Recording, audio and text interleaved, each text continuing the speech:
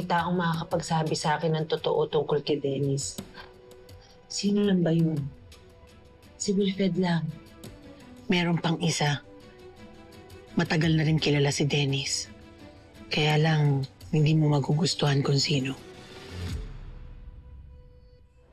You must have something really important to say para papuntahin ako dito. Kapal naman ang mukha mo, hindi ka na nahiya.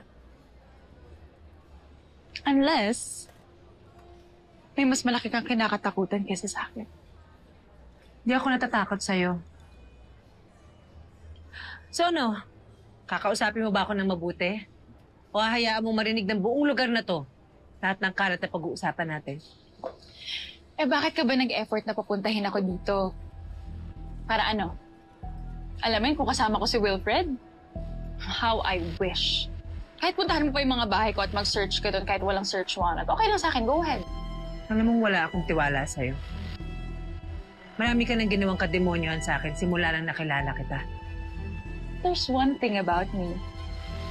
Consistent ako. Lahat kayo hindi. Naparito ka. May usapan ba kayo ni Bes? Wala naman. Baka kasi stress o kaya pagod. Sabi niya kasi sa akin na magme-message siya pagka magkikita kami. Kaya lang, wala pang message eh.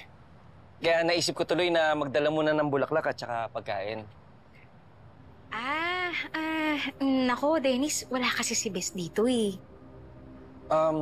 Saan siya nagpunta? Bumalik ba ng presinto? Hindi ko rin alam. Tsaka siguro parang hindi mo naman kailangan lagi malaman kung nasan si Bes. Napatunayan pa rin sa korte lahat ng kahayupang ginawa mo sa akin.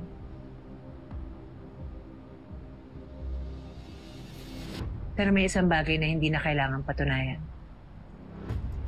Kasi totoo na. Ano yun? Na mahal mo si Wilfred. Hindi ka gagawa ng kahit ano para masaktan siya. Para mawala siya. Mukhang kilala mo rin si Dennis. At sigurado ka sa mga binibintang mo sa kanya. Pero may ebidensya ka ba? So, paano, Dennis? Text mo na lang siguro si Carol? Tapasok na rin ako sa loob kasi may gagawin pa kami. Hindi ka naman siguro magsistay, ano? Kasi wala si Bes dito. Sara ko na tong gate. Of course. Of course.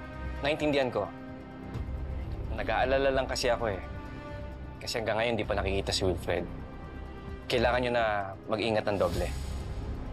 Oo nga eh. Oo.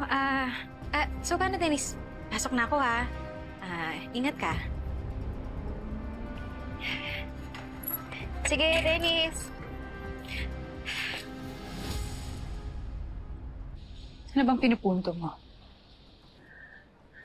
Wala na akong choice, kundi ikaw. Kailangan ko ng ebidensya laban kay Dennis para patunayan na may kinalaman siya sa pagkawala ni Wilfred. Pati sa pagkamatay ni Joy.